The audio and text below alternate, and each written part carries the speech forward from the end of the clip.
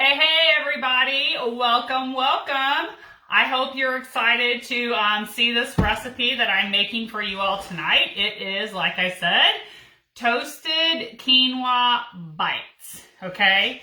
So again, I posted the other day, if you've heard of quinoa or if you haven't heard of quinoa. So hopefully after watching this, you'll have, if you've not heard of quinoa, you'll have a little bit more information, because before I was a Pampered Chef consultant, I had never heard of it. So, what is quinoa, right? So, quinoa is a seed. It is not a grain. It is a very, very nutritious, right?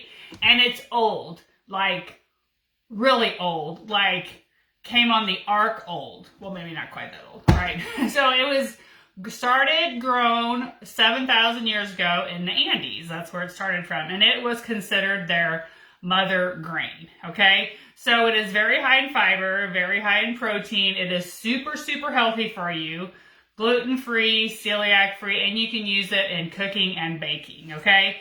So it's just like anything else. If you've never tried it, you just gotta kind of jump right in and try it with something. So this is a perfect recipe that you can do that with, okay? So first things first, here's what it looks like. Here's a bag. I know it's backwards, but that I got from Aldi's, okay? So that's usually where I grab my quinoa. One time I had to grab it at my local store, and this is roasted garlic flavored. There is a recipe that I make sometimes that I add garlic to it that I could definitely use this in there. But again, they're coming flavors, different kind of things like that. But that's what they look like, right? So what I did is before I jumped on live, I actually, for the toasted quinoa energy bites, I had to toast my quinoa about 3/4 of a cup in my pan. And I just used our 8-inch fry pan. It's our nonstick, out of our nonstick line. And I heated it for about 1 to 3 minutes. And then I went ahead and toasted it in here for about 3 to 5 minutes, about 4 minutes, that kind of thing. So once you are finished toasting your quinoa, just go ahead and dump it in your batter bowl or any bowl like so. Let it cool for just a little bit, or even if it gets to room temperature, that's okay. But you just want to let it cool for just a bit. Okay, so the next thing we're going to do is we're going to add some oatmeal. I have about 2 cups here, and you do want to use either instant or quick oats for this. If you use the old-fashioned, they're going to have to set just a little bit longer in the fridge. But hey, if that's what you got, that's what you got, right? So I'm going to go ahead and just process these a little bit, so they're not quite so coarse. And I'm going to do that using my manual food processor.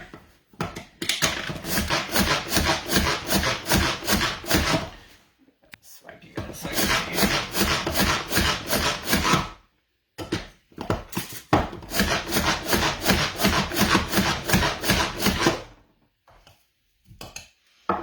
Alright, so I just wanted a little bit, not a ton.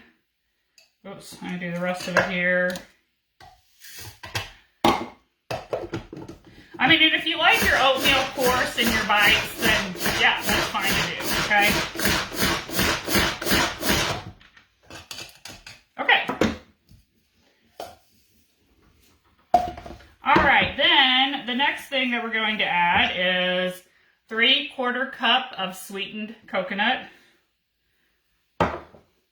A 1/2 cup of mini chocolate chips. If you don't have the minis, I mean, I've used regular in the past too. It's not going to hurt anything. Go ahead and give that a stir. Now, these are our dry ingredients. So, in the past, before I made these, I had a couple other recipes. Other things that you could probably add to any kind of bites like this is something like flaxseed would be good to add to. Very high in fiber and protein as well. And possibly even chia seeds, okay? You can put that in there too. Never tried them with chia seeds before, but I have with the flax seeds. So you can do that as well. Okay, so now we're going to add some sticky ingredients to get it all sticking together. And the first thing we're going to add is peanut butter. And I actually make my peanut butter in my deluxe cooking blender. So if you guys do that too, thumbs up, right? About 3/4 of a cup. And you guys, I'm not going to measure that. I'm just going to kind of eyeball it.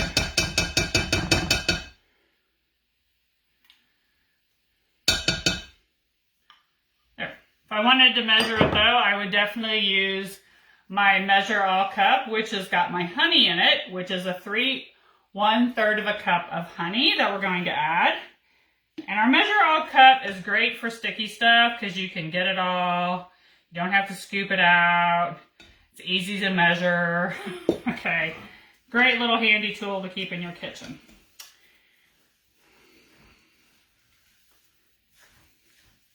So we're just going to go ahead and mix them up.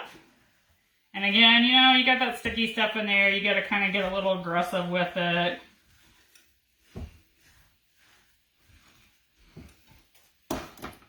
Maybe clean off your spatula a little bit. You guys know how it goes, right?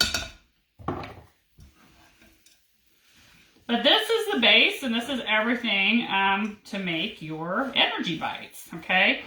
So according to the recipe, you know, 1 energy ball is good for like a little snack, or you could do 3 of them for a meal, a little light meal, that kind of thing.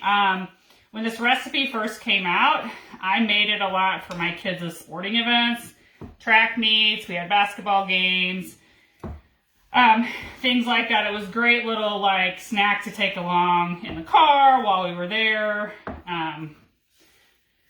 So, let me grab my medium scoop real quick because we're going to go ahead and make the balls up. Small, medium. There we go. Alright, so here's our medium scoop. This is the size that you would use for your average cookie. And we're just going to kind of take that, make the ball in there. And then using our large leak-proof container, I'm going to just go ahead and set them all in here. And then I want to freeze them for either 8 to 10 minutes in the freezer or 30 minutes in the fridge before you would eat them, you know, or snack on them or whatever. After that, I tend to just leave them in the fridge if they are at home, okay? So that's all I'm going to do. I'm going to finish them up, put them all in here, and then have them ready to go. I sure could have used these about 2 o'clock today. I got super sleepy. But anyway, let me know if you guys want the recipe. I will go ahead and send it to you. But that's it for me for tonight, you guys, and I hope you have a great rest of the week. Thanks.